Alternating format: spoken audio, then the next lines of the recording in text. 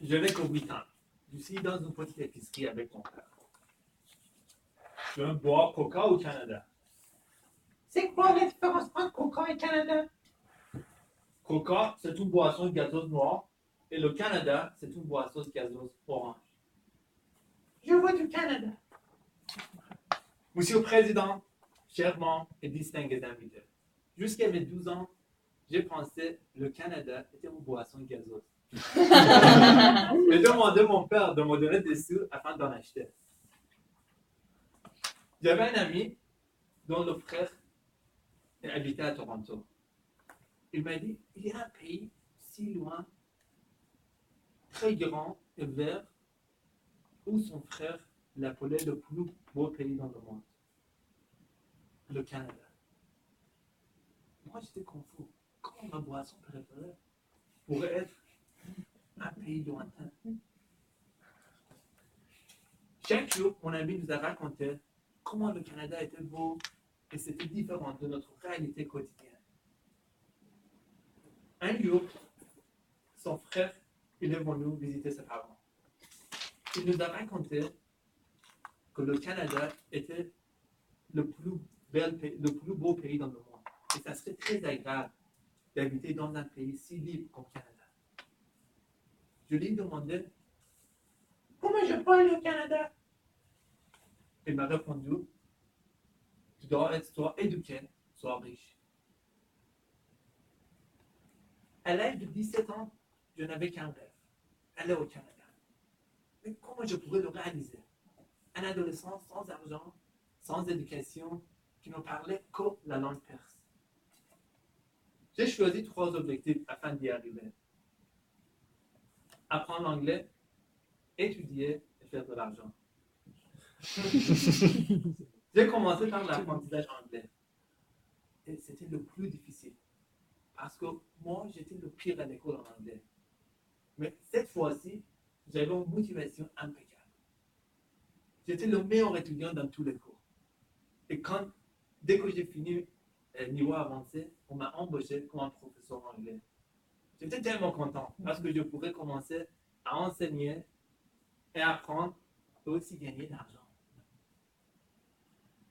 En même temps, j'ai commencé mes études à l'université en ingénierie d'agriculture. J'étais le meilleur étudiant à l'école et j'ai pu publier 2 livres pendant mes études à l'université. Dès que j'ai fini mes études, j'ai trouvé un bon emploi où je pourrais gagner beaucoup d'argent. J'étais vendeur de revêtements de sol dans une grande entreprise où j'avais des grosses commissions.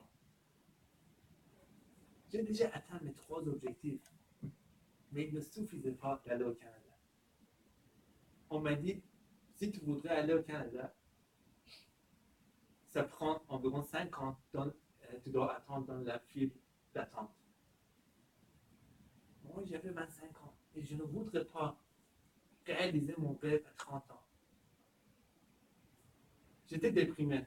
Jusqu'à qu'un jour, l'un de mes amis m'a dit, si tu pouvais parler français, tu pourrais aller au Canada dans moins de 2 ans. Moi, j'étais confus. Comment c'était possible? Et qu'est-ce que la langue française fait avec un pays anglophone? Il m'a dit, il y a une province au Canada, tout francophone, et si tu commençais maintenant à apprendre français, tu pourras avoir un niveau acceptable jusqu'à ton entrevoi à l'ambassade. C'était une idée. J'ai commencé à penser, je me suis dit, je vais le faire. J'ai déjà appris l'anglais, maintenant c'est le temps d'apprendre le français. J'ai commencé d'apprendre le français dans une façon agressive. J'avais 6 cours par semaine et j'ai étudié comme un fou.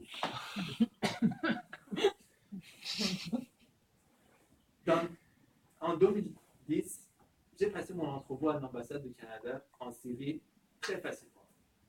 L'officier m'a dit que tu vas recevoir ton visa bientôt. J'étais tellement content jusqu'à la guerre civile en Syrie a commencé. L'ambassade a été fermée et ils ont envoyé mon dossier partout dans le monde. Finalement, je suis venu ici à 30 ans. Ça fait 2 ans et demi que j'habite ici au Canada, à Montréal. Et je ne regrette pas tout ce que je fais afin de réaliser mon rêve enfantin. Une aventure très excitante où j'ai appris beaucoup de choses.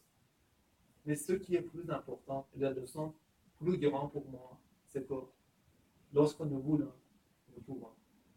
C'est un